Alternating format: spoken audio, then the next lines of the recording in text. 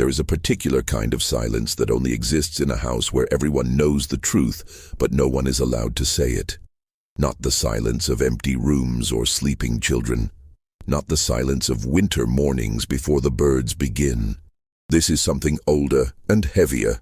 The kind of silence that presses down on the chest, that follows a person from room to room like a second shadow, that outlasts the people who created it and seeps into the walls themselves, into the wood and the plaster, into the portraits hanging in darkened hallways where no candle is ever lit. In 1847, on a working cotton plantation 12 miles southeast of Natchez, Mississippi, a woman named Nora was given an order that would quietly reshape the lives of every single person on that property for the next 2 decades. She was told to care for 2 children, to feed them, bathe them, sing to them, and keep them alive. She was told this not as a request. She was told this as a man tells a plow horse which field to work. What no one on that plantation fully understood, not the overseers, not the neighboring families who came to dine on Sundays, not the minister who blessed the house each Christmas, was the exact nature of what was being asked of her. They would not understand it for years. And when the understanding finally came, when the letters were opened and the documents were laid bare on a courthouse table in the summer of 1866, the men who read them went quiet in a way that the witnesses in that room never forgot. One of them, a federal records clerk named Douglas Peel, wrote about it in a personal letter that survived among his family's papers. He described the moment as the slow collapse of something you had always believed was solid, like pressing your hand against a wall and finding it has no other side. This is the story of Nora, of a plantation called Grayfield, and of 2 children who were raised in a lie so carefully constructed that even they could not see it from the inside. This is the story of what Edmund Hale did and what it cost everyone around him. And this is the story of how the truth in the end does not stay buried, no matter how many years of silence are poured on top of it. Stay with us. Edmund Hale arrived in Adams County, Mississippi in the spring of 1841. At 26 years old, with a letter of introduction from his father's lawyer in Charleston, South Carolina, and enough capital to purchase land and begin a modest cotton operation. He was not by any account a man who inspired immediate trust. Neighbors who met him in those early years described him later, in the depositions that would be collected 2 decades on, in curiously similar terms. Composed, deliberate, never quite at ease. One woman, the wife of a neighboring planter, noted in a diary entry from 1842 that she found Edmund Hale to be a man who weighs his words before he speaks them and watches you while you hear them to know if they have landed where he intended. He was not cruel in the way that some men were cruel, loud, impulsive, theatrical in their brutality. He was something quieter and in certain ways more difficult to name. He made decisions the way a chess player makes decisions, with a calculation that preceded the move by a great deal of invisible thought, and with a studied indifference to the suffering of whatever piece had been sacrificed. He purchased his land, 412 acres of rich alluvial soil between 2 creeks, in March of 1841 from the estate of a deceased planter named Oakes, whose family had defaulted on debts accumulated over 2 reckless decades. Edmund paid less than the land was worth. He knew it, and the Oakes heirs knew it, but the terms had been set by the court, and there was nothing to be done. He renamed the property Grayfield, a name that suited it perfectly. Not grey in the sense of despair, but grey in the sense of a sky that has not yet decided whether to give sun or storm. He built the main house over the course of that first year and part of the second, a 2-story structure with a wide front gallery and 4 tall columns that announced the property's aspirations without quite fulfilling them. It was a planter's house in the mold of dozens of others in Adams County, large enough to suggest prosperity, restrained enough to suggest caution. Edmund Hale never built anything for pleasure. He built things to be used. By 1843, Grayfield had 31 enslaved people working the cotton fields and the domestic operations of the house. Edmund had purchased most of them at auction in Natchez. that city which held, in those years, some of the most active slave markets in the entire South, a fact that its wealthier residents regarded with a mixture of civic pride and careful social distance. He was not wasteful in these purchases. He studied the listings the way he studied everything, methodically, without sentiment, looking for specific qualities that served his specific needs. Among those he purchased in 1843 was a woman named Nora. She was 22 years old at the time of purchase. She had been brought to Natchez from a tobacco plantation in Virginia, part of a larger lot sold when that operation went into bankruptcy. The auctioneer's notes, which would later become part of the documentary record, described her as healthy, of sound constitution, skilled in domestic labor, reported to read and write. That last detail was unusual enough that Edmund Hale underlined it in the listing. He paid significantly above the average price for her. What the listing did not describe, because such things were not listed, was the person inside the fact. The listing did not say that Nora had a memory like a trap, that she remembered faces, words, and the precise sequence of events with an accuracy that sometimes unsettled the people around her. It did not say that she was observant in the deep lateral way that people become observant when their survival depends on reading a room before they enter it. It did not say that she had, at the Virginia plantation, quietly learned to read, not from anyone's permission, but from proximity, from watching the children of the house do their lessons while she worked nearby, from borrowing books left on tables and returning them before they were missed. Edmund Hale did not know all of this when he purchased her, but he sensed enough of it to know she was the kind of person who was useful to keep close. She was assigned to the main house. In the fall of 1843, Edmund Hale married a woman named Clara Weston, the third daughter of a land-poor but well-regarded family from Port Gibson.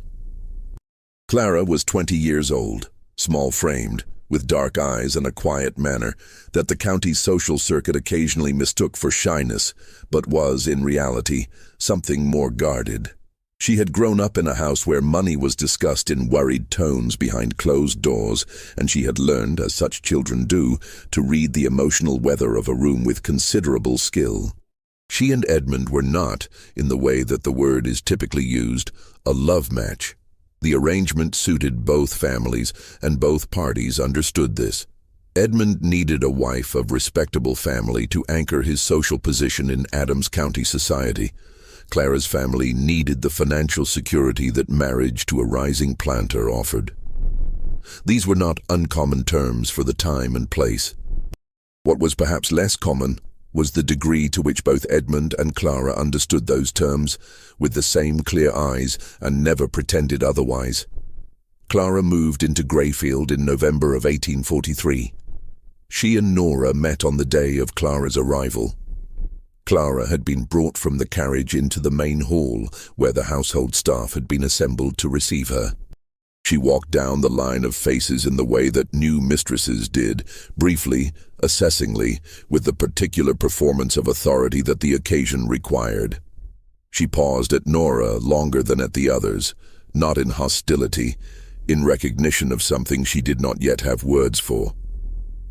"You're Nora," Clara said. It was not a question.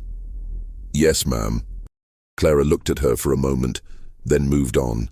Later that evening, when the house had settled and Edmund was in his study, Clara asked the housekeeper, an older enslaved woman named Ruth, about Nora. Ruth said she was skilled, quiet, and that Mr. Hale kept her on light indoor work. Clara noted this. She noted most things. The first 2 years of the marriage at Grayfield were, by outward measure, ordinary. Edmund managed his cotton operation with the same cold efficiency he applied to everything. The crops were adequate, not spectacular, but solid. He was building something deliberate and incremental, and he moved at the pace of someone who understands that patience is itself a form of power. Clara ran the household. She was, by the accounts of those who worked alongside her, a better manager than Edmund in the domestic sphere. More attentive to what needed doing, less prone to the dismissive impatience that characterized her husband's instruction style. She was not warm to the enslaved people of the household in the way that certain plantation mistresses performed warmth as a social virtue. She was, instead, consistent. She said what she expected. She did not change her expectations without reason, and she did not invent pretexts for punishment. In the brutal moral arithmetic of the plantation system, this did not make her good. But it made her, in the daily experience of those around her, somewhat less unpredictable than most. Nora worked as Clara's personal attendant in those years. She helped with the household accounts, which Edmund had assigned to Clara, and which Clara quietly shared with Nora because she was, as she once said to Ruth, the only one in this house besides me who can add. In the spring of 1845, Clara became pregnant for the first time. She lost the child at 4 months. In the fall of the same year, she became pregnant again. She lost that child at 6 months. The second loss was harder. Edmund received the news in his study and did not speak about it. The doctor, a man named Ambrose Vickers, who handled most of the county's medical business from his office in Natchez, told Clara that there was no medical reason necessarily for the losses, and that many women suffered them and went on to deliver healthy children.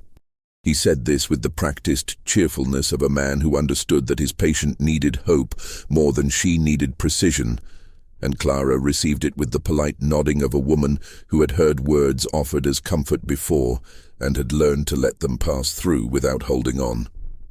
What changed in Clara after the second loss was not visible in her behavior. She continued to manage the household. She continued to appear at the Sunday dinners that the Hales hosted for the county's better families. She continued to speak to Edmund over meals with the civil, measured exchange that passed for their version of domestic conversation. But something had altered in the texture of it, some slight hardening, as if a door she had kept slightly open had now been pulled to without being fully latched. Nora noticed. She was the kind of person who noticed. In the spring of 1847, Clara Hale became pregnant for the 3rd time. By this point, the entire household understood, without it needing to be said, that the matter was fragile.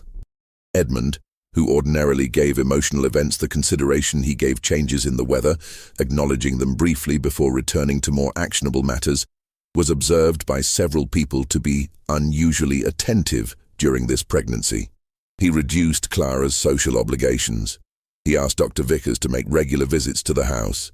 He made it known that he expected Clara to rest and that Nora was to attend to her personally and without interruption for other duties.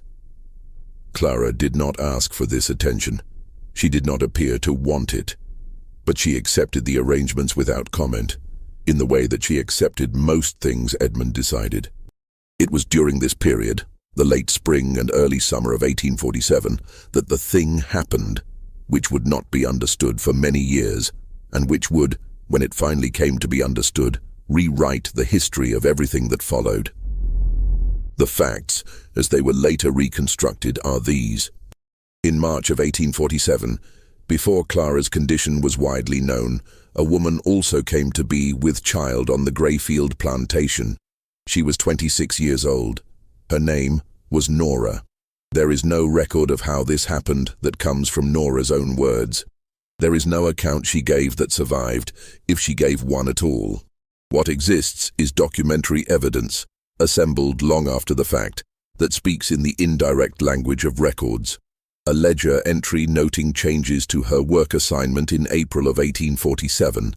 A letter from Dr. Ambrose Vickers to Edmund Hale, dated June 3, 1847, with a passage that was later read aloud in a courthouse and caused at least 2 men in attendance to stand up from their chairs, and the testimony of 2 enslaved women, a woman named Hattie and a woman named Lou, both of Grayfield, both interviewed by a Freedmen's Bureau agent in the fall of 1866, that established a sequence of events no one who heard it could easily set aside. What the evidence indicates, and what the testimony of Hattie and Lou makes considerably more than a mere indication, is that Edmund Hale had, over the course of the winter of 1846 and the spring of 1847, made it known to Nora that she was required to submit to him. Hattie testified that Nora had confided this to her in fragments over weeks, in the way that people speak about things that have no safe language. Lou testified that she had herself witnessed Edmund Hale enter and leave the small room adjacent to the kitchen where Nora slept, on multiple occasions during the hours after the main house had gone dark. Neither woman testified to details beyond this. Neither was asked to. The bureau agent who conducted the interviews, a man named Patrick Corbin, whose notes still exist in the Mississippi Freedmen's Bureau records held in Washington, wrote in his summary that both women spoke with the calm precision of people recounting facts they have lived with for a long time and are relieved at last to be able to speak. The pregnancy that resulted was Nora's. The child, who was not one child but two, twins delivered in late October of 1847, was hers by the biology of the thing, whatever else might be said about it, and it was Edmund Hale's by the same. What happened immediately after the delivery is the part of this story that is hardest to hold in the mind directly, because it requires understanding a logic that was not unusual in its time and place, however monstrous it appears from any other angle. Clara Hale had been delivered of a child 3 weeks before Nora, a daughter, alive and healthy, the first child she had carried to term. The relief in the main house was considerable. Edmund received the news with what several people described as an unusual display of feeling. Not joy exactly, but something closer to the satisfaction of a man who has finally resolved a problem that has occupied him for some time. But Clara's delivery had been dangerous. Dr. Vickers had managed it through a difficult night, and the period that followed, the weeks of Clara's recovery, was marked by a frailty that alarmed the household. She was pale. She ate poorly. She did not feed the infant herself, as her body was not cooperating, and a wet nurse had been arranged from among the women on the property. When Nora delivered her twins 3 weeks later, alone in the dark, with only Hattie beside her, the boy was delivered first. Then the girl. By morning, the boy was gone from the room. Hattie's testimony about this moment is among the most precise passages in the entire Freedmen's Bureau record. She asked me where he was. I couldn't look at her. I said Mr. Hale had come in the night. She asked me what he had done. I told her he had taken the boy to the main house. She didn't say anything for a long time. Then she asked if the girl was still there. I said yes. She held the girl against her, and she didn't speak again until the afternoon. By the following Sunday, it was publicly known in the main house that Clara Hale had delivered not one child, but two. A girl, Josephine, born in early October, and a boy, Henry, whom she had delivered, it was said, in a second labor 3 weeks later, which had been kept quiet for fear of the outcome. Dr. Vickers signed the documentation. Whether he believed what he signed, or whether he understood the transaction he was participating in, or whether he told himself a version of events that allowed him to complete the paperwork without examining it too closely, none of this is recorded. He died in 1859, before any of it came to light, and took whatever he knew with him. What the records say is this: Henry and Josephine Hale, twins, born to Edmund and Clara Hale, October 1847, Grayfield Plantation, Adams County, Mississippi. Clara Hale died of a fever in January of 1849, 15 months after the birth. She had spent those 15 months in an unusual relationship with the children. Those who observed her noted with the casual observational cruelty of people who do not understand what they are seeing, that she seemed more attached to Josephine than to Henry, that she held Josephine more readily, nursed her more willingly in the early weeks, and that in the afternoons when she was strong enough to sit in the gallery, she took Josephine onto her lap with something that looked from the outside like ordinary maternal preference. What was actually happening in Clara Hale's mind during those 15 months is, of course, not recoverable, but it is worth sitting with even for a moment before the story moves on. When Clara died in January of 1849, the children, Henry and Josephine, now just over a year old, required care. Edmund Hale did not grieve publicly or for long. He received the condolences of the county in the correct manner, wore the correct colors for the correct period, and then returned to the business of Greyfield with the focused efficiency that had characterized everything else he did. He did not, in the period following Clara's death, appear to seek female company socially. Not from sentiment necessarily, but from the practical understanding that a remarriage too soon would draw a certain kind of attention he preferred not to invite. The children needed care. On the morning of January 29, 1849, 9 days after Clara's death, Edmund Hale summoned Nora to his study. She came. He told her that she would now be responsible for the care of the children, Henry and Josephine. She would move from the servants' room to the upper floor of the main house, to the room beside the nursery. She would be with them during the day and available at night. She would manage their feeding, their clothing, their early learning. She would answer to him and to no one else on matters pertaining to the children. What he said in that room, and what she said in return, was not witnessed. There is no record. What the record contains is what happened afterward. Nora moved to the upper floor. She came every morning to the nursery before dawn. She dressed them, she fed them, she carried them through the house and the galleries in the long afternoons when the light turned the cotton fields a heavy gold. She sang to them in the evenings, songs that the children would remember in one form or another for the rest of their lives, without knowing why those particular melodies seemed to carry something in them that other songs did not. Josephine, the girl, had eyes the color of deep water. Henry, the boy, had a laugh that started silently and built slowly, like something warming from the inside. They were different in almost every particular. She quiet and watchful, he easy and loud. And in this they perhaps resembled the mixed inheritance of the complicated thing they were, though no one at Greyfield named this resemblance, not even to themselves. Nora's daughter, her own girl, the twin who had not been taken, was named Pearl. She had been left with Nora after that October night, and she grew up in the quarters, cared for by Hattie and Lou when Nora was in the main house, which was almost always.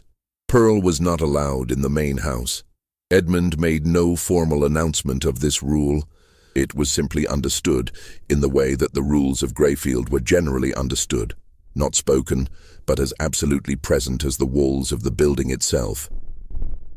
Nora saw Pearl in the evenings when she was permitted to go to the quarters for the hours between supper and dark. She carried Pearl back to her own room when she could, which was rarely. She watched her daughter grow in the way that people watch things from a distance, able to see the shape, unable to touch it. She raised Edmund Hale's children. She raised her own blood. She could not say so. The years at Greyfield between 1849 and the beginning of the 1860s were, in the record that survives, years of strange and particular arrangement. Edmund Hale ran his plantation, expanded it modestly, and maintained the social and professional life of a prosperous county planter. He attended church, he entertained neighbors, he sat on the county agricultural committee. He was not, in the circles that knew him, a notable man, not especially prominent, not especially remarkable. He was the kind of man who exists in the middle distances of history, present in the documents, but rarely at the center of anything. Henry and Josephine grew up. They were, by the accounts of those who encountered them, neighbors, the minister, the tutor Edmund eventually hired from New Orleans, considered unusual children in a way that people found difficult to articulate, but felt compelled to mention. They were described as perceptive, self-contained, older-seeming than their years. The tutor, a Frenchman named Gaston Perly, wrote to a colleague in 1856 that his two pupils at Greyfield were the most curious children I have taught, not in their academic performance, which is satisfactory, but in their manner, which is that of people who have learned to read the room before they enter it. He did not know he was describing in both of them the quality they had inherited from their mother. Henry was the more openly curious of the two. He asked questions constantly, of the tutor, of the men who came to do business with Edmund, of the workers in the fields when he was old enough to walk out that far. Edmund regarded this quality with the mild, consistent impatience of a man who views questions as inefficiency unless they serve a useful purpose. Josephine watched more than she asked. She watched Nora. She had watched Nora for as long as she could remember, had watched her in the particular way that children watch the person who is most real to them, most present, most constant, before they have any language for attachment or its absence. Nora had bathed her and fed her and held her when she was frightened of storms and sat beside her bed when she was sick. Nora had taught her the names of the birds outside the nursery window and the names of the wildflowers along the eastern fence and the particular way that you fold a pie crust at the edge so that it holds. Josephine had never called Nora mother. She called her Nora, as was customary. But there was a quality in the way she said the name, a weight, an ease, an absence of distance that several people noticed over the years without knowing what to do with the noticing. It was in 1853 that Josephine, now 6 years old, first saw Pearl. Pearl was by then living in the quarters in a small house that Hattie and Lou managed together, two older women with no children of their own, who had raised Pearl from infancy with the particular thoroughness of people performing a task that matters more than they are allowed to say. Pearl was small for her age, but dense with energy, quick and sharp-eyed, with a stillness that dropped over her when she was thinking that made her look, for a moment, much older than she was. Josephine had gone out to the quarters to find Nora on an afternoon when Nora had stayed longer than usual. She had slipped out from the main house without telling anyone, which she did occasionally, with the quiet effectiveness of a child who has learned which floorboards don't creak. She found Nora in the doorway of Hattie's house, holding Pearl, who had cut her hand on a piece of fence wire. Nora was wrapping the hand in a strip of cloth, and Pearl was very still, watching Nora's face rather than her own hand, the way that children watch the person they trust when something hurts. Josephine stopped at the edge of the yard.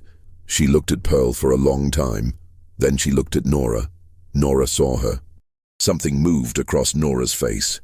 Something that passed quickly, but not before Josephine caught it.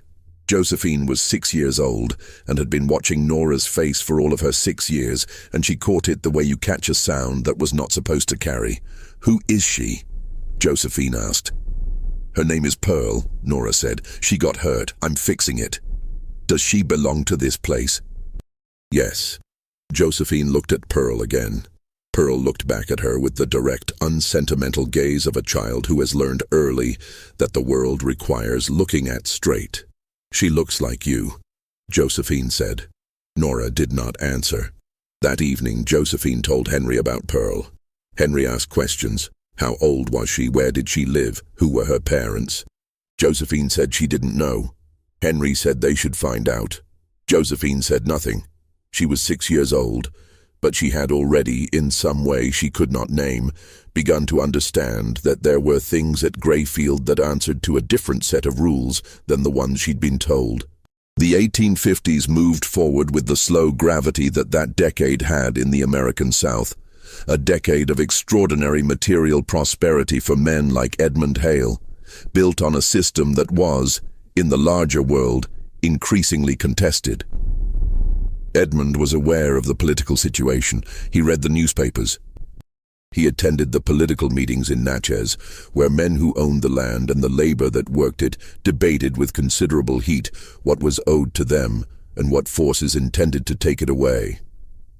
He was not a man of strong political passion, but he understood threat assessment, and by the mid-1850s he had assessed that the threat was real.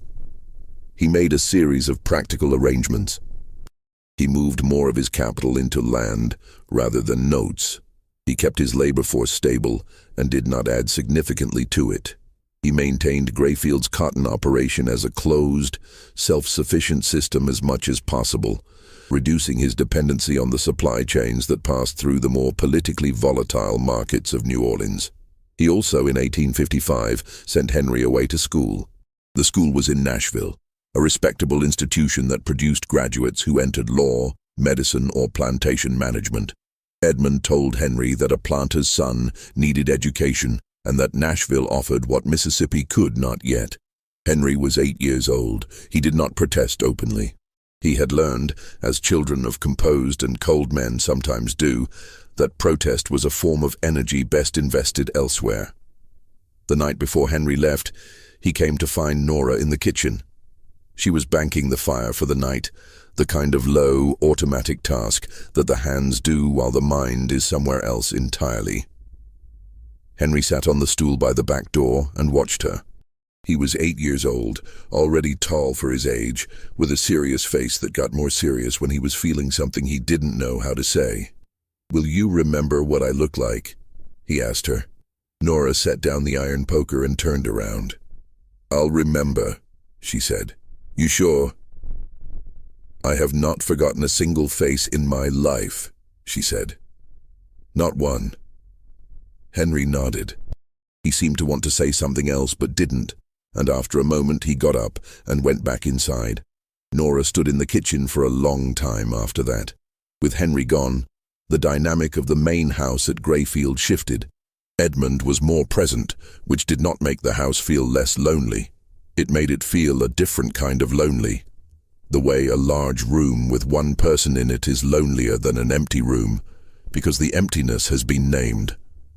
Josephine grew through those years of her father's hovering proximity into a young woman who was, by the near-universal account of everyone around her, difficult to read.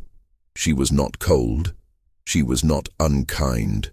She was not the kind of girl who caused trouble through temper or carelessness. She was something more peculiar. She was exceptionally composed for someone who was clearly feeling a great deal, and she had the quality, rare in a girl of 12, 13, 14, of listening to a conversation with her full attention while also visibly processing something that had nothing to do with what was being said. Her father found her difficult in this particular way. He was a man who managed people by reading them, and Josephine was difficult to read. He preferred Henry, in the way that men who prefer simplicity prefer the child who is more legible. Josephine spent those years in close and constant proximity to Nora, not in a way that anyone could have pointed to as improper or unusual. Nora was her attendant, her teacher of domestic arts, her presence in every room where domestic things were happening. The relationship was, in form, exactly what it was supposed to be. The enslaved woman caring for the master's daughter. The form was correct. But under the form, something else had been growing for years, and by the time Josephine was 13 or 14, it had grown to a size that was hard to contain in the form any longer. Josephine asked questions, not loudly, not in front of Edmund. In the evening, in the kitchen, in the upper hallway when the rest of the house had settled, and the two of them were doing the small maintenance tasks that kept a house running, mending, folding, checking the wicks of the lamps. She asked about the Virginia plantation where Nora had come from. She asked about the people there. She asked what Nora's mother had been like, whether she remembered her. She asked about Pearl, slowly, over months, never all at once, adding a question here and a question there in the patient, lateral manner of someone doing a puzzle without the picture on the box. Nora answered carefully. She was always careful. She had been careful for so long that carefulness had become the default setting of everything she did, not fearfulness, but precision. The precision of someone who has spent years measuring exactly how much truth is safe to speak. She told Josephine about Virginia. She described the flat land and the smell of tobacco and the blue-gray mornings of the eastern fall.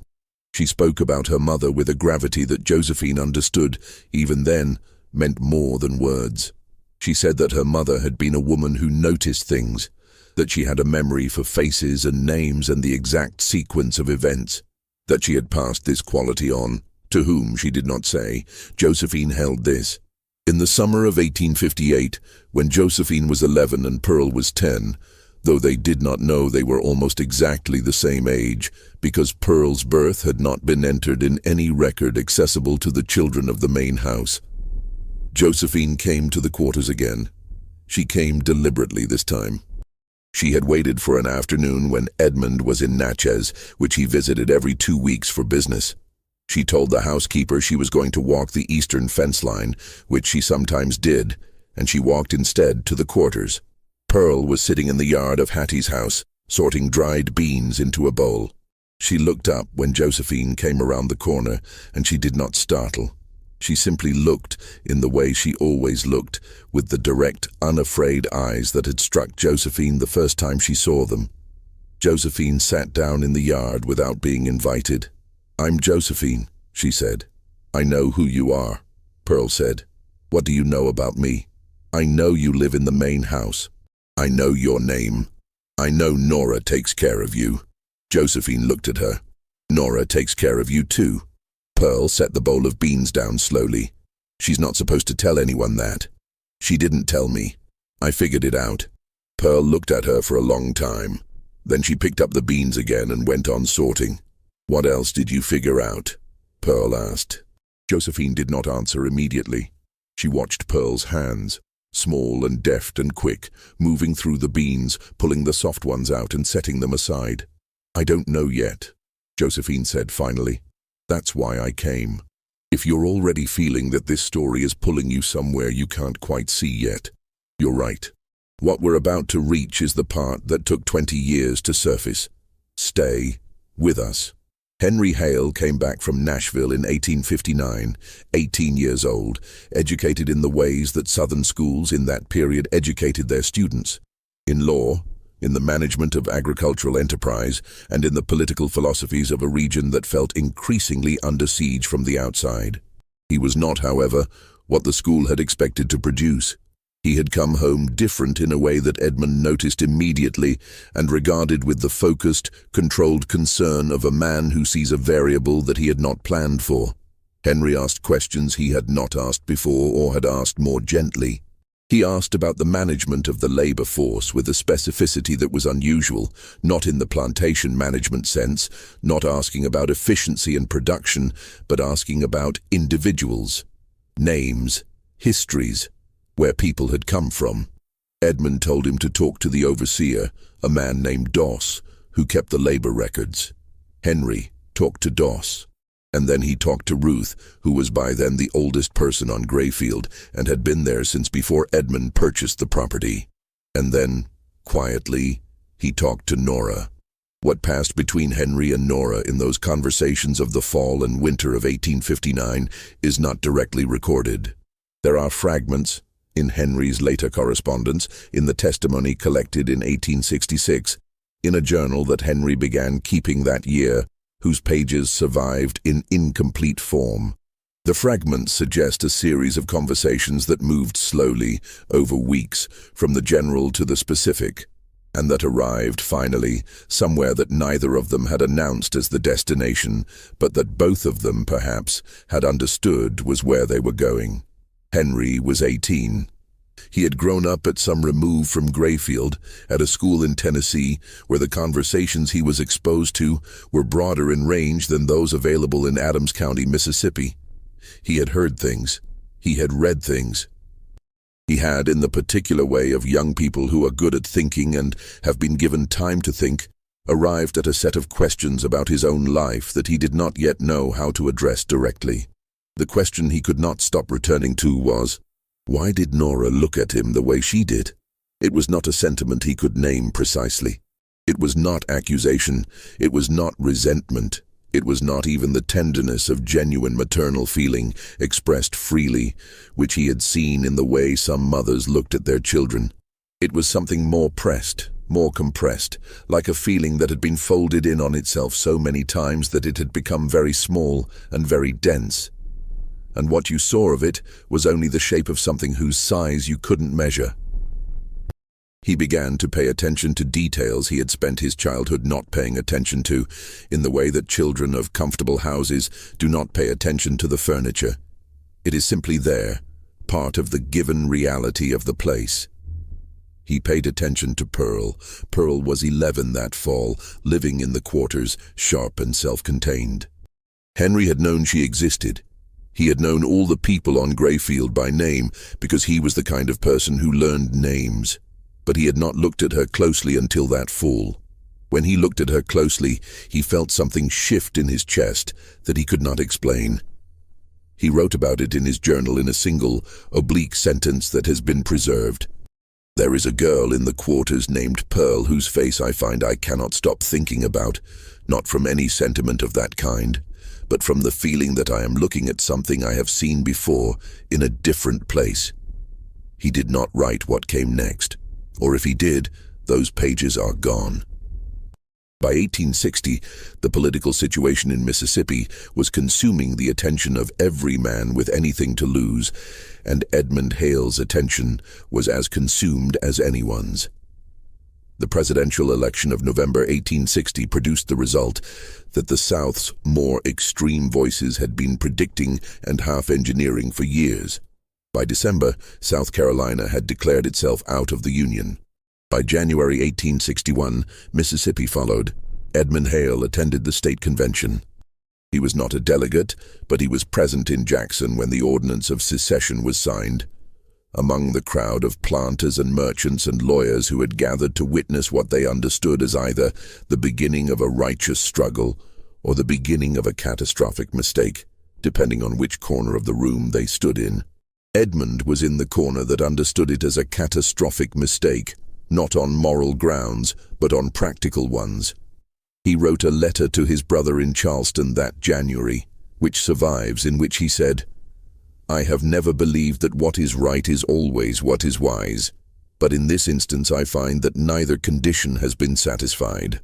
We are walking into a fire because certain men have convinced us the fire will not burn us." He went nonetheless. He sent Henry, who went in the second year of the war, as a commissioned officer in the Confederate infantry, because there was no other option that did not carry consequences worse than going. And at Grayfield, the household contracted around the remaining people: Edmund, Josephine, Nora, and the reduced domestic staff that remained when many of the male workers were pressed into labor battalions by the Confederate military. It was during the war years that the relationship between Josephine and Pearl ceased to be the careful, negotiated thing it had been throughout their childhood and became something more direct. Josephine was 14, 15, 16. Pearl was the same age, almost to the week.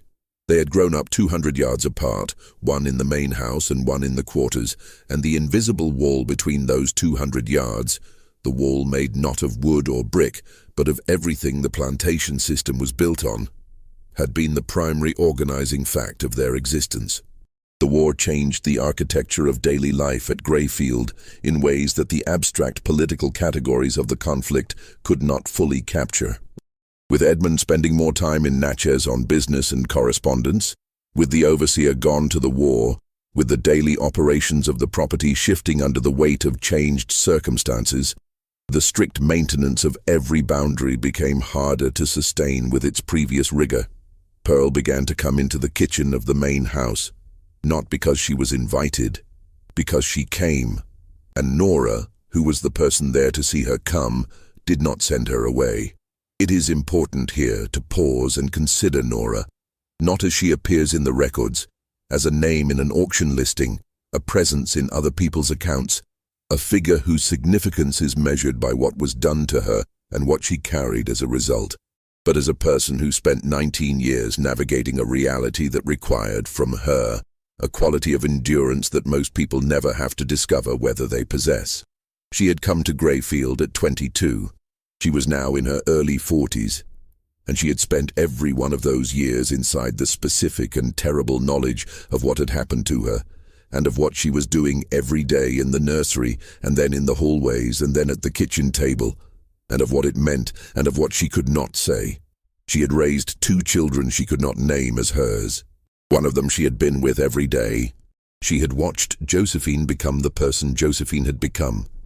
The sharp-eyed, quiet girl who noticed everything, who asked questions, who had sat in the yard of Hattie's house with Pearl and sorted beans as if it were the most natural thing in the world, as if the whole vast structure of Grayfield's hierarchy were something she could simply choose to sit outside of for an afternoon.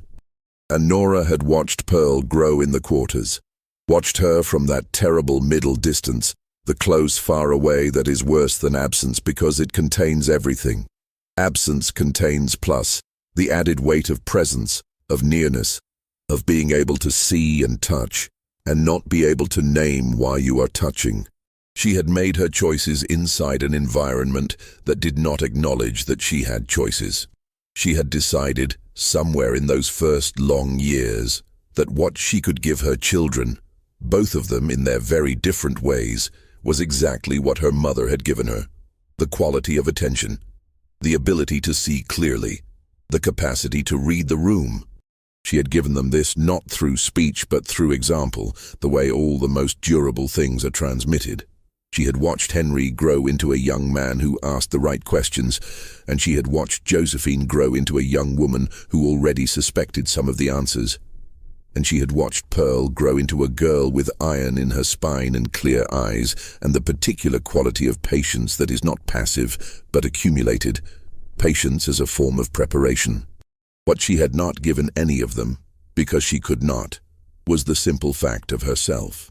The sentence, "I am your mother," the declaration that would have reorganized everything they knew. She did not know if she would ever be able to give them that.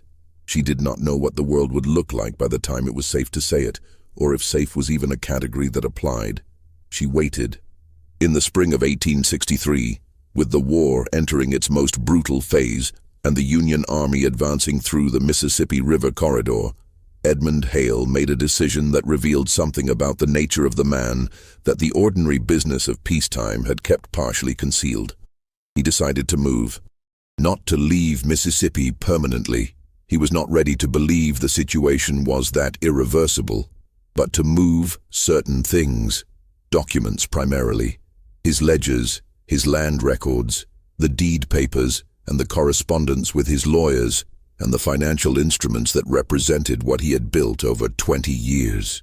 He moved them from the main house to the overseer's cabin, which sat on the far edge of the property, away from the river road, less visible to any advancing military presence. He did this himself, over 2 days in March, and he told no one on the property what he was doing or where things had been taken. He locked the overseer's cabin and kept the key. Pearl found the key in August. This requires some explanation. Edmund had developed in his middle age the habit of keeping his keys on a ring that he carried in his coat pocket. This was known to everyone at Greyfield, the way personal habits of people in authority become known to the people around them through constant proximity and the need to know. He kept the key ring in his right coat pocket. He had done this for years. In August of 1863, Edmund Hale was ill. Not catastrophically.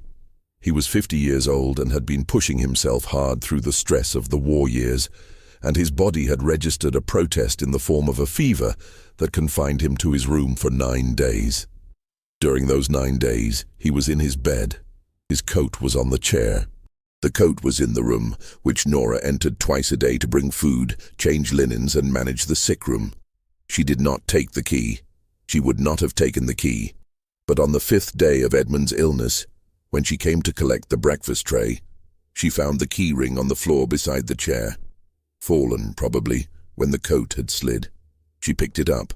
She set it on the table beside the bed, within Edmund's reach. She did not look at the keys for longer than the moment of the action. But Pearl, who had been in the hallway when Nora came out of the room, had seen the keys in Nora's hands for the brief moment before they were replaced. And Pearl, who had the memory for faces and names and the precise sequence of events that she had inherited without knowing it, had noted the shape of the ring and the number of keys on it. And Pearl, who had grown up on the property and knew every building on it, including the overseer's cabin that had been shut and locked since March, had understood something. She waited 11 days. She was 16 years old. She had learned, from whoever had raised her, that patience was preparation. On a September afternoon, when Edmund had recovered and gone to Natchez for business, Pearl went to the overseer's cabin. The door was locked, but the window on the north side had a latch that had never worked properly, and Pearl had known this since she was 12, because she had once hidden in that cabin during a thunderstorm and had gotten in through that window. She got in through it now. She found the documents. She was not at 16 a highly sophisticated reader of legal and financial instruments, but she was literate.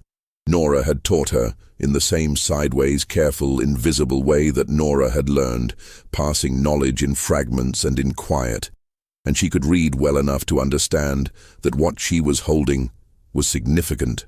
She looked through the ledgers quickly because she did not have time to read everything, and because she was looking for something specific, though she could not have said exactly what. She looked through the deed papers. She looked through a stack of letters, brown-edged and bound with a piece of twine that she untied carefully and retied when she was done. The letters were from Dr. Ambrose Vickers. There were 9 of them, spanning the years 1847 to 1853. Pearl read the first 3 before she understood what she was reading. She read all 9 before she put them down. She tied the twine back around them with the same careful knot it had been in before. She climbed out the north window. She walked back to the quarters. She went to Hattie's house and sat down on the step in the September afternoon light and did not speak for a long time. Hattie came to the door and saw her sitting there. "What happened?" Hattie asked. Pearl looked up at her. "I think," Pearl said slowly, "I need to talk to Nora. This is the moment. You can feel it." That particular September afternoon in 1863, in a small house at the edge of a Mississippi plantation, when a 16-year-old girl sat down with what she knew. "We'll be right back." The conversation between Pearl and Nora happened that evening. It happened in the small room adjacent to the kitchen, the room that had been Nora's for 20 years, the room so close to the main house that you could hear, on quiet nights, the particular creak of the floorboard at the top of the stairs. Pearl came to the room after dark, which was permitted because Pearl was known to visit Nora in the evenings, and this was one of the arrangements that existed at Greyfield without being formally acknowledged. Pearl sat on the stool. Nora sat on the edge of her cot. They were in lamplight, the room very small around them. Pearl told her what she had read. She told her about the letters, about the dates, about what Dr. Vickers had written. She did not have the letters with her. She had put them back exactly as she had found them, because she was 16 years old and was already thinking several moves ahead. But she had the memory of them, and she laid it out in the patient, orderly way she had of presenting things she had already fully organized in her mind. When Pearl finished speaking, Nora was very still. The lamp threw its light across the wall. Outside, somewhere in the quarters, a man was playing a low, repetitive figure on a banjo, barely audible, more felt than heard. "How long have you known?" Pearl asked. Nora was quiet for a moment. "I have known since the beginning," she said. Pearl looked at her. "Did they know? Henry and Josephine?" "No." "Does Josephine suspect something?" Nora considered this. "She suspects there is something to know," she said. "She has suspected that for years, but she does not know what the something is." Pearl was quiet for a moment. Then, "What are we going to do?" "We are not going to do anything yet," Nora said. "We are going to be careful. The war changes things," Nora agreed. "But it doesn't change what is safe and what isn't. Not yet." Pearl looked at her hands. "Those letters, if someone who knew what to do with them read them." "Yes," Nora said, "so we need to keep them where they are." "Until we know more," Nora said. "Yes." Pearl looked up. She looked at Nora's face in the lamplight, the face she had been looking at for her entire life, the face she had always read more easily than most, understanding by now something about why. "Why didn't you ever tell me?" Pearl asked. The question was simple and enormous. Nora held it for a moment before she answered. "Because telling you would have made you carry it," she said. "You were a child. I was not going to put that weight on a child. I'm not a child now." "No," Nora said, "you're not." Pearl was quiet. The banjo in the quarters had stopped. The night was very still. "I'm angry," Pearl said finally, not loudly. "The way you say something true." "I know," Nora said. "At him?" "Yes." "Not at you." Nora did not say anything. She reached across the small space between them and took Pearl's hand and held it. And that was the whole of what was possible in that moment, in that room, in that world. It was not enough. It had never been enough. But it was what there was. And Nora held it with the same careful, deliberate grip with which she had held everything that mattered and was not allowed to be held openly.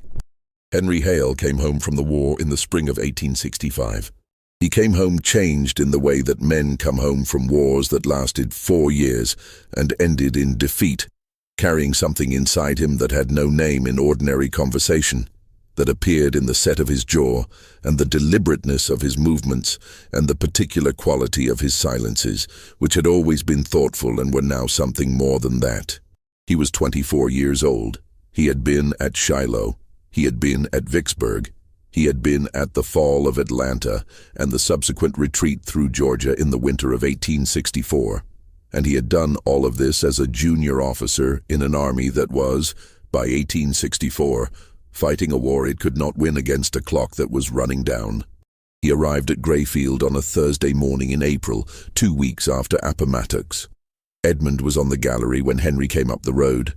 They looked at each other across the distance between the road and the steps, and then Edmund walked down, and they stood together for a moment before going inside.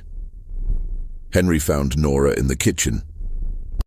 She turned from the stove when she heard him come in, and she looked at him with the same expression he had been trying to describe to himself for 5 years, that compressed, pressurized look that contained too much for the surface it occupied. And he thought, not for the first time, that he needed to understand what that expression meant. "You're home," she said. "I'm home," he said. He sat down at the kitchen table the way he had sat at it as a boy, because some things the body remembers regardless of what the years have done to the rest of you. "Is everyone here?" he asked. "Pearl is here," she said. "Hattie and Lou." He nodded. "And Josephine." "And Josephine." He was quiet for a moment. Then, "Nora, I have some things I need to ask you." Nora turned back to the stove. "All right," she said. "Not yet," he said. "When there's time, when there's room for it, there'll be time," she said. The emancipation had come formally to Mississippi with the end of the war. The legal structure that had organized Grayfield for 24 years dissolved in those weeks, and in its dissolution produced something that was not immediately freedom, because the systems and dependencies and arrangements of the plantation did not dissolve as rapidly as the legal text. But that was, for the first time, a situation with different possibilities than the one that had existed the day before. What the change produced at Grayfield in the immediate term was a kind of suspended uncertainty. Edmund Hale, who had built his entire life around the management of exactly this property and exactly this operation, found himself at 60 years old in a situation that no amount of calculated patience had prepared him for. He was not a man who showed fear. But he was, for the first time in anyone's memory on the property, a man who did not appear to know what move to make. Nora stayed. Pearl stayed. Josephine stayed. Henry stayed. This was not, for most of them, entirely a choice in the simple sense. The realities of 1865 in rural Mississippi offered limited immediate options for people who had spent their lives on a single plantation and had nowhere obvious to go, and no resources independent of the place. But the texture of the staying had changed, and everyone on the property felt this, even without the vocabulary to describe it precisely. In the summer of 1865, a Freedmen's Bureau office opened in Natchez. The Bureau of Refugees, Freedmen, and Abandoned Lands, was the federal agency created in the last months of the war to manage the transition of formerly enslaved people into legal freedom, to negotiate labor contracts, to adjudicate disputes, and to collect testimony. It was underfunded, understaffed, and operating in an environment of profound hostility from the white population of the South. But it was there, and it represented, for the first time, a federal apparatus with at least nominal interest in the interests of black Southerners. Pearl heard about the Bureau from a man named Dawson, who was traveling through Adams County that summer, visiting the plantations and explaining to the newly freed people what the Bureau was and what it could do. Pearl was 18. She was one of the people on the property who could read, a quality she had kept quiet for most of her life because the world she had grown up in did not reward such qualities in the people it wanted to keep controllable. She went to Natchez in September. She did not tell Edmund. She told Nora. Nora said, "Be careful. Come back before dark."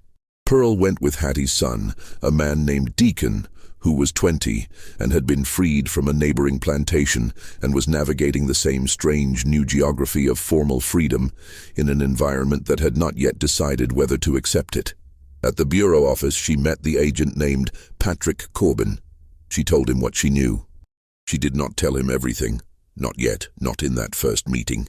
She told him enough to establish that she had information that bore on the legal history of a specific property in Adams County, and that this information might be relevant to questions of inheritance and documentation that the Bureau was already beginning to encounter in the restructuring of land and labor arrangements in the region.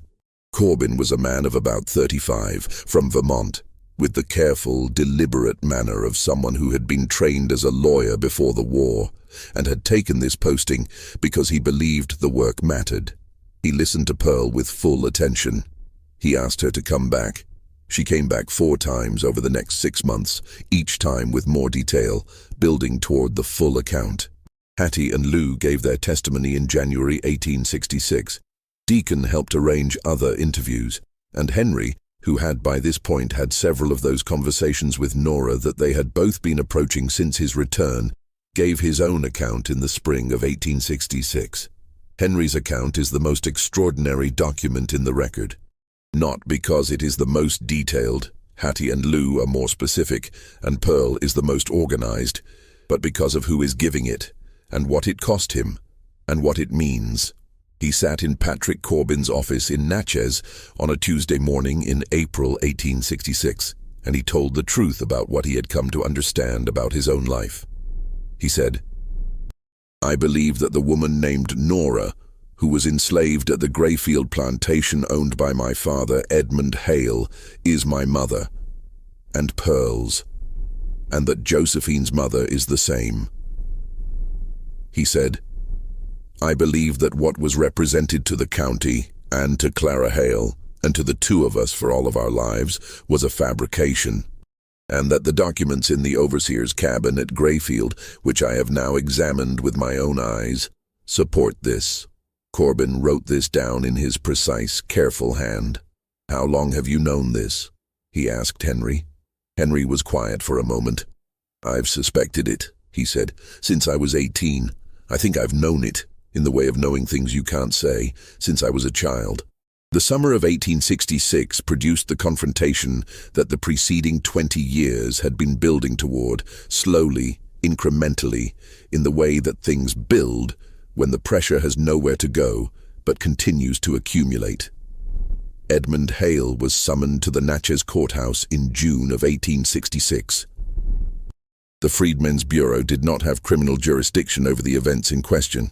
The legal landscape was complicated, and the specific nature of what Edmund Hale had done did not fit cleanly into any single legal category that the existing law of 1866 had yet articulated. But the Bureau had the capacity to compel testimony, to collect and register documents, and to create a formal record that would exist in the federal archive. Edmund came to the courthouse. He was 61 years old, thinner than he had been, with the controlled, opaque expression that had characterized him in every room of his life. He sat across a table from Patrick Corbin and 2 other Bureau officials, and he was shown the letters from Dr. Vickers. He read them without visible reaction. Corbin asked him to explain the contents. Edmund was quiet for a long moment. Then he said, "Dr. Vickers was not always precise in his language." Corbin set down the 3rd letter, the one dated November 2nd, 1847, with the passage that left almost nothing to interpretation, and looked at Edmund. "Mr. Hale," he said, "I want to be direct with you about what we're doing here and why." Edmund looked at him. "The people named in these documents," Corbin said, "have given testimony. The record we are assembling is not a criminal proceeding, but it is a federal record, and it will stand. What we are asking you today is whether you wish to contribute to it, or whether you prefer to leave it as it is." Edmund said nothing for a moment. He looked at the letters on the table.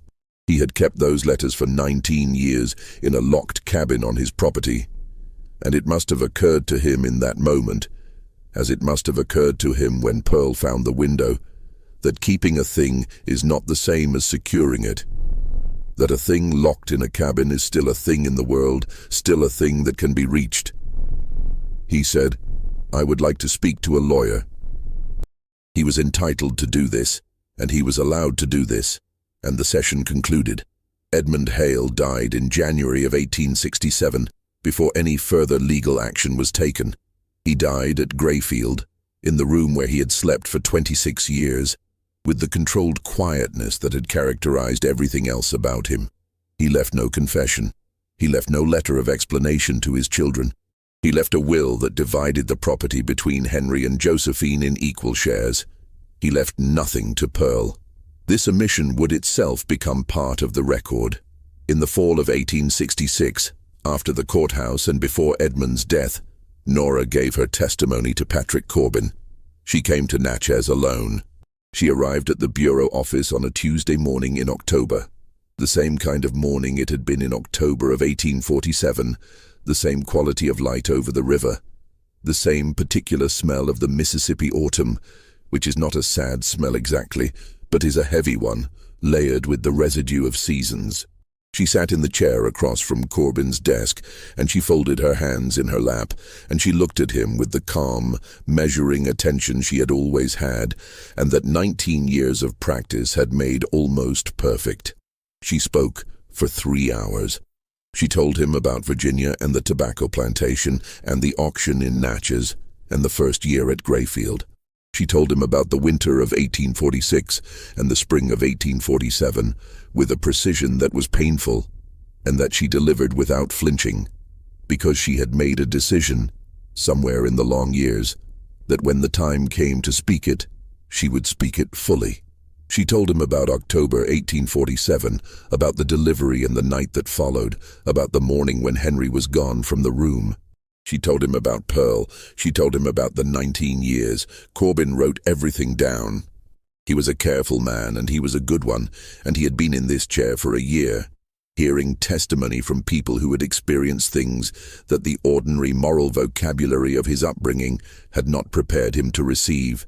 And he had learned, over that year, to receive it with the full weight of attention it deserved. When Nora finished, he asked her one question. "In all of those years," he said, "was there ever a moment when you considered leaving? Leaving the property? Leaving Natchez?" Nora looked at him. "Where would I have gone?" she said. It was not a rhetorical question. She was asking him, specifically, to understand the geography of the situation, to understand that freedom, without resources, without documentation, in Mississippi in the 1850s, was a theoretical category with almost no practical content, particularly for a woman with a daughter who could not be acknowledged, and 2 other children she would not abandon. Corbin wrote it down. He wrote it exactly as she said it. Where would I have gone? The day after Nora gave her testimony, Henry came to find her. He found her in the kitchen at Greyfield, in the same posture she had been in on so many mornings of his life. At the stove, her back to the door, her hands at work on whatever the morning required. He came in quietly, the way he had always come into the kitchen, because even as a grown man of 25, there was something in that room that still had the quality of sanctuary. He sat down at the table. She turned around. He had been trying for a year to find the right words for this moment, the right opening, the right way to step across the distance that the previous 25 years had built between who she was to him in form and who she was to him in fact. He had turned it over in his mind in the way that he turned over every difficult question, methodically from multiple angles, looking for the approach that lost the fewest things in the crossing. He could not find the right words. He said, "I know." Nora looked at him. "I know," he said again. "I've known for a while. I should have. I should have found a way to... He stopped. He started again. I'm sorry. That I was in that school. That I was away. That I didn't... You were a child, Nora said. Not always. For a long time, she said. For long enough. He was looking at her with an expression she had never seen on him before. Or rather, had never been allowed to see on him before because he had always been careful, as she had been careful, to keep the most direct things behind the forms that the world required. The expression was something simple and enormous. The look of a person who has spent years holding something at arm's length and has, finally, put it down. You raised us, he said. Yes. You raised us knowing?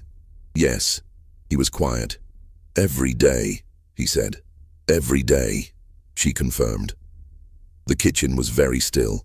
Outside the window, the September light lay flat and gold on the cotton fields that were, in that fall of 1866, beginning their last season under Edmund Hale's name. A season that would settle on the Bureau's records and the deeds and the complicated, unresolved question of what Greyfield was and what it owed. What do you need? Henry asked her. Nora considered the question. It was, perhaps, the first time in 23 years that anyone had asked her that directly, in those words, and meant the full weight of them. I need Pearl recognized, she said. I need her share of this property in the record. I need it written down. Henry nodded. It will be, he said. I'll make sure of it. He meant it. He was, in this as in other things, his mother's son. The kind of person who said what he meant and understood that the meaning of a thing is established in the doing of it. Josephine had known something for a long time. She had known it in the way that people who are very good at paying attention know things that they have not yet been given the direct information to confirm. Through accumulation, through the thousand small details that do not fit the official account, and that over time refuse to be disregarded. She had known it since she was 6 years old, in a yard in the quarters, watching Nora wrap Pearl's hand and feeling something shift in the architecture of what she thought she understood. She had known it through every conversation with Nora in the years after, through every question she had asked and every careful answer she had received. She had known it through Pearl, through the particular resonance of Pearl's face, Pearl's eyes, the specific quality of Pearl's presence that had always felt to Josephine less like meeting a stranger and more like recognizing something. She had never said it. She had waited, in the same way everyone around her had waited, for a situation in which it could be said. That situation arrived in the fall of 1866, in the form of a conversation with Henry that he came to her with after his own conversation with Nora. He sat down with her in the small sitting room off the gallery, the room with the window that looked east toward the creek, and he told her what he knew and how he knew it. Josephine listened without interrupting. When he finished, she was quiet for a moment. Then she said, I know. Henry looked at her. I've known for a while, she said. I didn't know how to be sure. I didn't know how to... She paused. I kept waiting for someone to say it. No one was going to say it, Henry said. Not while... I know, she said. They sat together in the small sitting room for a while without speaking. Outside the window, the creek moved in the late afternoon light, brown and quiet, the way it had moved every afternoon of both their lives. Pearl is our sister, Josephine said, not as a question. Yes. She's known longer than we have. Yes, Josephine nodded slowly. She didn't come to us with it, she said. She let us find our own way to it. Henry thought about this. I think that was deliberate, he said. Of course it was deliberate, Josephine said. She's Nora's daughter.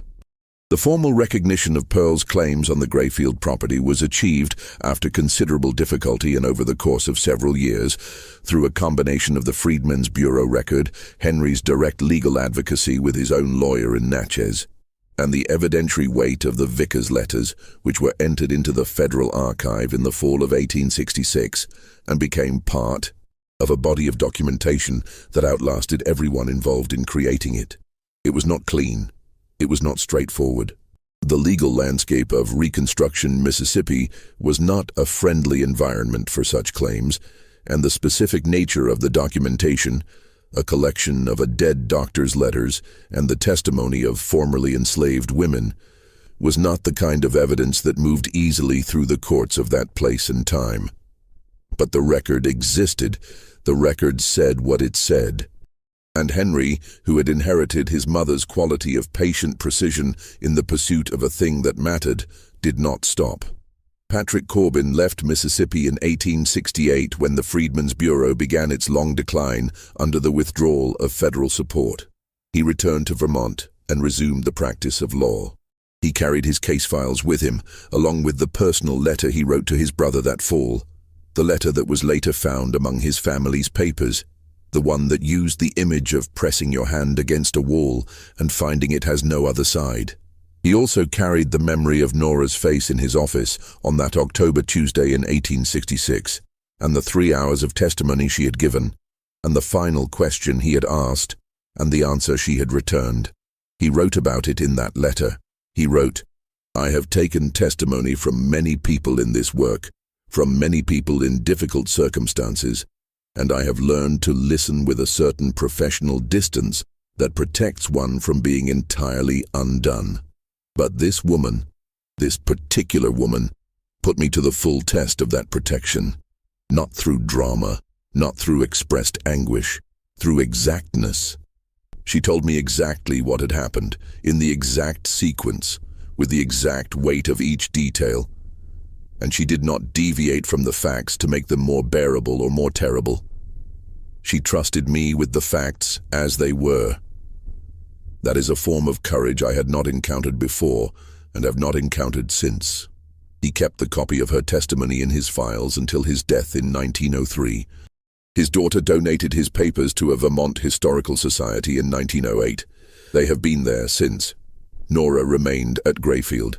She was 45 years old in 1866, and she had been at that property for 23 years. She stayed not because she had no choice, because after the Bureau record and Henry's advocacy, she had more practical freedom than she had ever had, but because the place itself and the people in it constituted the whole of her world as she had come to know it. She was not someone who threw things away when they became complicated. She was, in every way that mattered, the opposite of that. She and Pearl lived together at Grayfield for several years after the war, in the quarters, in the house that had been Hattie's. Hattie had died in 1864, quietly, in that same house, and Lou had followed her 2 years later. The house was Pearl's in the way that things become yours through the care of them, which is not the legal way, but is in many respects the more permanent one. Josephine came to the quarters to visit. She came often, in the first years, with an awkward formality that gradually wore away over time into something easier. Not natural exactly, because the accumulated weight of 19 years of arrangement was not something that dissolved, but genuine, in the way that things between people who are honestly trying to find each other across a distance can be genuine even before the distance is fuel. Lie closed. She and Pearl did not become easy with each other immediately, but they became real with each other, which is the more durable thing. Henry left Grayfield in 1868. He had decided, after much of the careful, extended deliberation that characterized all his significant decisions, that he was not going to be a planter. The system that had made Grayfield what it was, and him what he was, and Nora what she had been required to be for 20 years, was not something he was willing to reproduce in its next form. He went to St. Louis, where he studied law with the intention of doing what Corbin had done in Natchez, working the apparatus of legal documentation in the direction of the people the apparatus had historically worked against. Before he left, he came to the kitchen one last time. He sat at the table. Nora stood at the stove. He said, "I'll write." She said, "I know you will." He said, "Is there anything you need before I go?" She turned from the stove. She looked at him. This man who was 27 years old and who had her eyes and her memory, and the lateral, precise way she had of thinking, all of it worn in a different body than hers, but recognizable from any angle. "You're already doing it," she said. He understood her because he had inherited the quality of understanding. He left on a Thursday morning in September, The same kind of morning it had been when he was 8 years old, and had sat in this kitchen and asked her if she would remember his face. She watched him go down the road from the kitchen window, and she did not look away until he was out of sight, and then she went back to the stove. The property changed in the years after Edmund's death. It was smaller, cultivated differently, with sharecropping arrangements that were a version of what had come before, wearing a different set of clothes. Not freedom, exactly, but not the same thing as before, which is either a small mercy or a larger failure, depending on how you measure it. Nora was 50 years old in 1871. Pearl was 23. Josephine came to see them in the spring of that year, traveling from Natchez, where she had been living since her marriage in 1869, to a man named Charles Delaney, a quiet, serious man, a hardware merchant, who treated her with the careful respect she had always required in lieu of requiring warmth, and who had been told, before the marriage, all of the relevant history, because Josephine was not a person who entered arrangements without full disclosure. She came on a Saturday in April, when the air had the particular quality of Mississippi spring, humid and warm and green, everything growing with the slightly excessive enthusiasm of a place that has had a long winter and is not inclined to waste the sun. She found Nora and Pearl in the yard behind the quarters house, doing the early garden work of that season, turning the soil, setting the rows. They were working side by side, not talking, in the companionable quiet of people who have spent enough years together that silence between them is just another form of speech. Josephine came around the side of the house and stopped at the edge of the yard. She looked at them for a moment before they saw her. She looked at the two of them working in the April light, and she saw, in the set of the shoulders, in the angle of the heads, in the particular quality of the quiet between them, something she had spent her whole life watching from the wrong angle, and was now, finally, watching from the right one. Nora looked up. She saw Josephine. She looked at her daughter in the way she had always looked at her, with the compressed, pressurized feeling that had been there since the beginning and had never fully been able to name itself in any room that the world would have permitted. And then, in that yard, in the April light, in 1871, with no one watching but Pearl, she allowed it to look like what it was. Josephine walked across the yard. She set down the things she was carrying. She stood in front of Nora, and she looked at her. This woman who had bathed her and fed her and taught her the names of the birds and the wildflowers and the way to fold a pie crust at the edge, and who had done all of this while carrying every single day the weight of a truth that the world had not been willing to make room for. She did not say anything for a moment. Then she said, "I know who you are to me." Nora was very still. "I know who you are to me," Josephine said again, "and I am sorry it took this long for us to be able to say it." Pearl had stopped working. She was standing a few feet away, her hands at her sides, watching with the quiet attention she had always had. Nora looked at Josephine. Then she looked at Pearl. Then she looked at the April yard, the turned soil, the thin green lines of early growth just beginning to show in the rows. She thought about what it had cost to get here. She thought about what it meant to be here. She thought about 23 years in a house where everyone knew the truth but no one was allowed to say it. She thought about all the years of that particular silence, and how long a thing can be held before it becomes a different kind of thing entirely. And then she looked at the two young women standing in the yard with her, in the April light, in the spring of 1871, and she allowed herself to know, in the full, uncondensed sense of the word, that she had been their mother every day of their lives, that she had never for a single morning stopped being their mother, and that whatever the world had built to contain and deny that fact, the fact itself had been stronger. It had always been stronger. It had been waiting, patient and solid, for exactly this. The documentary record of the Grayfield case exists in the Freedmen's Bureau records held at the National Archives in Washington. The testimony of Pearl, Hattie, and Lou, and the personal account of Henry Hale were collected in Adams County, Mississippi, between 1866 and 1867, during a period when the Bureau was assembling evidence across the South for claims related to property, family recognition, and the legal legacy of the institution. Patrick Corbin's personal papers, donated to a Vermont Historical Society in 1908, contain his private account of the interviews conducted during his tenure. The letters of Dr. Ambrose Vickers, entered into the Federal Archive in the fall of 1866, became part of a body of evidence that was never fully resolved in the courts of that period and time. What was resolved was simpler and lasted longer. 3 people in a yard in Mississippi, in the spring of 1871, with the truth finally allowed to be what it had always been. Some things cannot be sealed in a locked cabin. Some things find the window. If this story made you feel the weight of something real, something that happened, in one form or another, in hundreds of places across this country during these years, then you understand exactly why these stories need to be told. Leave a comment below and tell us, at what moment did you first understand where this was going? Subscribe to the channel, because next week we go somewhere just as dark and just as true. The past is never finished, and neither are we.